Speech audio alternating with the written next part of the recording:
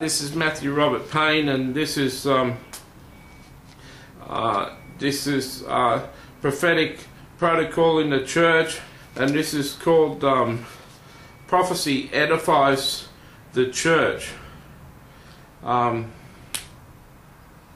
This is based on 1 Corinthians 14 verse 4. He who speaks in a tongue edifies himself, but he who prophesies edifies the church.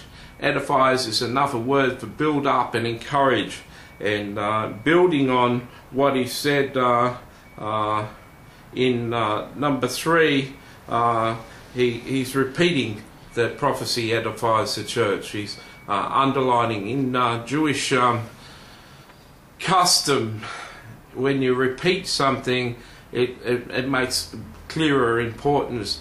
People understand the example of Jesus asking Peter 3 times, "Do you love me? Do you love me? Do you love me?" It has supreme importance when it's repeated twice, said 3 times.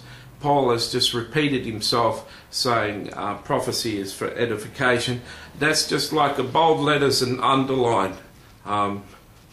Letting you know that prophecy is to edify, to build people up, to encourage, to build the church up and to encourage the church.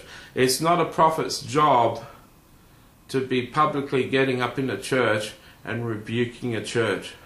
It's a prophet's job to work alongside the minister and preach sermons that edify the church and steer the church in the right direction, to bring encouragement, to bring words of wisdom to the pastor and to the elders of the church that can direct the church away from the rocky shores or the danger that's ahead for the church. It's not for the body of the church to be hearing that their pastor's out of line and the church is out of line and God's going to judge them. It's for the pastors and the elders of the church to be received by the prophet, and for the prophet to do it in the proper protocol, the proper way. And so Paul has repeated himself there. Prophecy's not for you to be pulling the church down and pulling individuals down. It's for you to be building people up. And there's words of wisdom, there's directional words that can be included in prophecy that correct a person and steer him in the right direction. The Lord can even gently rebuke a person in a prophetic word, and it still be edifying and encouraging.